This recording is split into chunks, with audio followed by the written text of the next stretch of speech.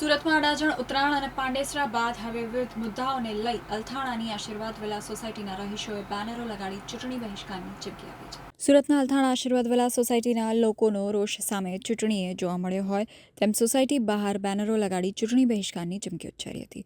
Society બહાર ભાજપ સહિત અન્ય રાજકીય પક્ષોના પ્રવેશ પર પ્રતિબંધ હોવાના બેનરો લગાડ્યા હતા અને કહ્યું હતું કે છેલ્લા 20 વર્ષથી ચાલી આવતી સમસ્યાનું કોઈ સમાધાન થયું નથી। ટાઉન પ્લાનિંગના નામ પર માત્ર અસુવિધાના આક્ષેપ છે।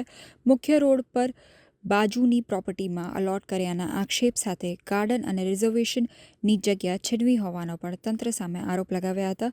શાસકોને અનેક વખત રજૂઆત કરી હોવા છતાં સમસ્યાનું કોઈ સમાધાન નહીં થતાં ચૂંટણી બહિષ્કારની ચીમકી ઉચ્ચારી હતી। તો ખુદ ભાજપ કાર્યકરે ચૂંટણી બહિષ્કારની ચીમકી આપતા કહ્યું હતું કે અમોને લોકશાહી પરથી ભરોસો અને વિશ્વાસ ઉઠી ગયો છે।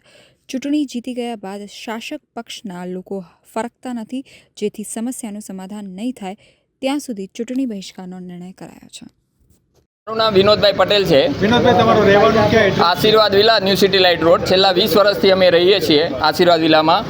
લોકશાહીની જે પ્રક્રિયા છે એમાં જે ચૂંટણી આવે એમાં અમે રંગે ચંગે ભાગ લઈએ છીએ દર વખતે અને સૌથી સારું મતદાન પણ કરીએ છીએ। પરંતુ 20 વર્ષ દરમિયાન અમારા વેરા ભરવા, મ્યુનિસિપાલિટીના વેરા ભરવા છતાં, ટેક્સ ભરવા છતાં અમને મ્યુનિસિપાલિટી તરફથી, મહાનગરપાલિકા તરફથી કોઈપણ પ્રાથમિક સુવિધા આજ સુધી એક પાણીની લાઈન સિવાય કોઈ પ્રાપ્ત થઈ નથી। તમે કંઈક બોર્ડ માર્યો છે, આ બોર્ડનો વિશેષ શું?